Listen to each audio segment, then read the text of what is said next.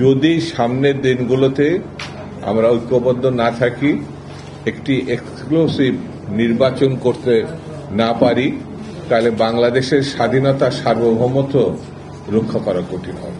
যত বড় ষড়যন্ত্রই হোক আর যত বড় ফ্যাসিস্টরা যত টাকা এখানে বিনিয়োগ করুক না কেন, নির্বাচন হতেই হবে, নির্বাচন হতেই হবে, নির্বাচন হতেই হবে, এর কোনো বিকল্প নেই।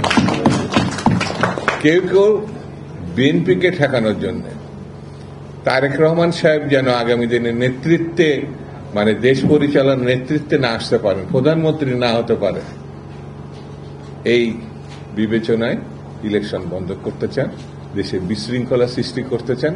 আমরা দেখেছি জাতীয় পার্টির অফিসের সামনে